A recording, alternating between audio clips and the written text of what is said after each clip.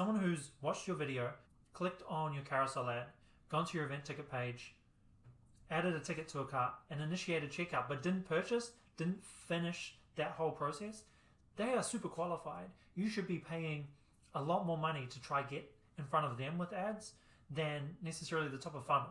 Hey guys, welcome to today's video where I'm going to be talking about the importance of setting up your Facebook pixel correctly on your website. Now the example we're going to use today is the Pennsylvania Christmas and Gift Show, and they're not an event that we're associated with.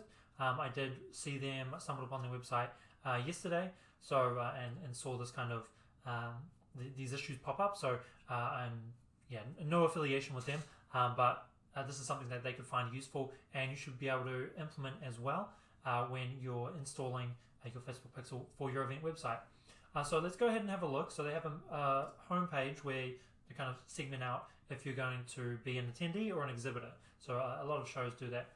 So if we go up here and look at the Facebook Pixel Helper tool, so what that does, what Facebook Pixel does is allows Facebook to see the kind of traffic and volumes of people on your website, and it allows it to see what people are doing, how long they're spending on what page, and if you set it up correctly, you can actually tell it the steps in the buying process that you want people to take in order to attend your show. So ideally, you probably want people to buy tickets or register for your event.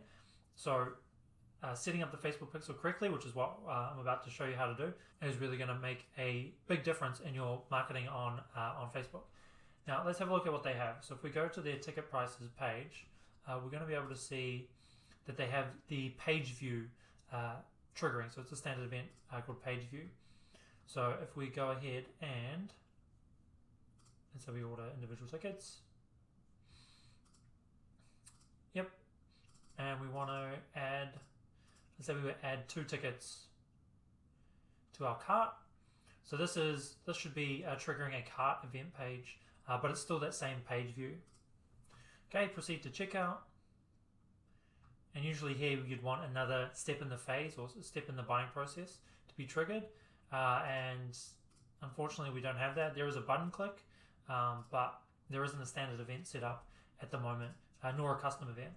So here you'd usually, a potential attendee would fill out their billing information and then go through and make the purchase down the bottom here. Now the issue with this implementation is that they haven't signified to Facebook the differences between those steps in the buying process. I'm going to jump over to my iPad now and kind of map this out so it makes it a little bit more clear. But what I'm talking about is you're going to have different pages on your website, just like we saw here. And it's going to look a little bit like this. So you're going to have, let's say, an event tickets page, and then you're going to have a add to cart, you're going to have a checkout, and then you're going to have a purchase page. So this might be your event 2020, and then you're going to have a add to cart. So we'll draw a little cart here. You're going to have a checkout, a little Visa card there, and you're going to have a thank you, and that's a purchase. Okay, so people take this people work through these steps in order to buy a ticket, right? So with your Facebook pixel, what you need to do is identify to Facebook with standard events, specific standard events at each step, so that you're letting Facebook know what people are actually doing on the site. So Facebook can see that they're on the checkout, but what you're telling Facebook here on the Pennsylvania site is that the person viewing this page is just as valuable as someone who's performing this action, the same action page view on another page. So someone at the checkout, let me just go back to my iPad. Someone on the checkout page, you're telling Facebook is just as important as someone who's gone onto the event page. And if this is on the home page, that first home page we looked at, if that same event is on that page, you're telling Facebook that the people at the checkout page are just as valuable as someone who's randomly landed on your home page, when that's not the case, right? So let me go ahead and adjust our little diagram here, and I'll show you what I mean. Now let's put this a little bit smaller. Okay, so let's add in now a little bit of Facebook marketing. So let's say you're running a video.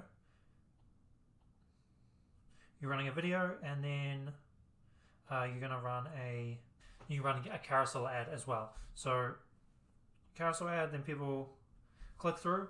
So you're going to target, let's say you target and you get 20,000 people watching a video.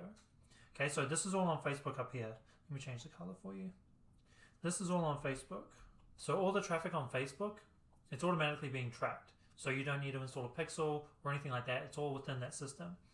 So the people who are watching this video over here, so the people who are interacting with this video and people who are interacting with the carousel ad, they're being tracked. But as soon as someone clicks on that carousel ad and goes to your website, you need to have your event set up in a format so that Facebook can see the progression from viewing a video to a carousel ad to your event tickets page, adding to cart, initiating checkout, then purchase.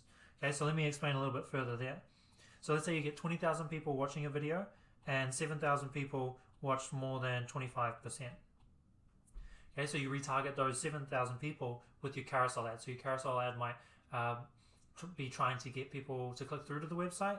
Your carousel ad might get people to click through to your ticketing page, right? You're retargeting the 7,000 people to click through to your event page. Now, let's say we get 2,500 clicks to your event page. Okay, then next we get, let's say, 1,000 add to carts, 750 initiate checkouts, and then let's say 400 purchases. Now, in every step where people drop off, so you got these steps here. So we got a 1,500 drop off here. We have a 250 drop off here, and another 250 drop off here. Sorry, 350. And then you even have a drop off at the top here between 7,000 and 2,500. So you got a 4,500 drop off between these phases here. Each one of those drop off points is an opportunity to remarket. So by installing the Facebook pixel correctly with the add to cart, with your initiate checkout, and with your purchase conversions, you're able to create these audiences. So let's say the conversion, if we write conversion down the bottom here, let's say this is view content. And right at the end is obviously purchase.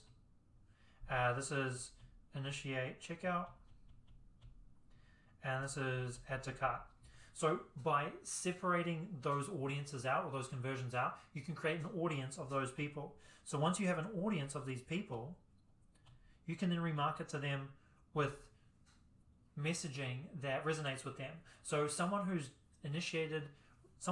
watched your video, clicked on your carousel ad, gone to your event ticket page, added a ticket to a cart, and initiated checkout, but didn't purchase, didn't finish that whole process, they are super qualified. You should be paying a lot more money to try get in front of them with ads than necessarily the top of funnel. So understand that retargeting isn't just paint everyone with the same brush. Someone has engaged, someone has liked a page, someone has watched a video. Retargeting is not just painting someone with the same brush. Retargeting granularly is what's going to serve you best, what's going to give you the best results. So finding people who've added to cart but haven't initiated checkout, finding people that have initiated checkout, like I just said, but haven't purchased. Those people are a lot more valuable than those who are watching a video and then not clicking on the carousel ad. Okay, so by implementing the different conversions at the different conversion points, you're able to really target the people that will make your marketing spend a lot more worthwhile. So the next step, once you have all those different audiences set up, is obviously running campaigns to them. Now, let me just clear this up on my iPad. What you want to do here is run your retargeting campaigns that are specific to where these people are in the buying funnel. So you might have another video and another video ad, and then a single image ad that you're running to each of these audiences to try pull them back in and ultimately get them to do what you want them to do, which is buy the ticket or turn up on the day. So this whole funnel that we kind of mapped out here, you could potentially do this for all the different types of targeting that you want to implement. So let's say if you were the Christmas gift show that we looked at here, you might want to target older females and then younger females. So you'd have two completely different duplicated funnels, let's say.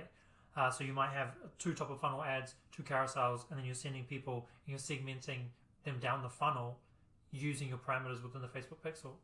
Now let's jump over to the backend of Facebook and I'll show you what I mean by installing the code. I'm over here in the event manager at the moment, and we're going to look at the top right hand corner, and we're going to go into setup new events, and then we're going to manually add event code.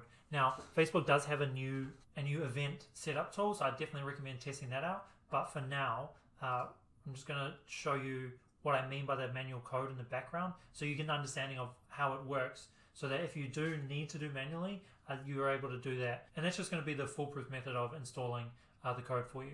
So what you're going to do here is map out your funnel, first of all, even on a bit of paper or on your iPad like I just did, and you're going to look at the steps in the funnel and then what triggers that you should be, what events you should be triggering on those pages. So on your ticketing page or view ticket page, you should just have a view content. So what you need to go into on this page is view content, and you'll see the little base code here, and you see the little bit of code here. So it's a very small piece of code that tracks along with your base pixel an event on the page.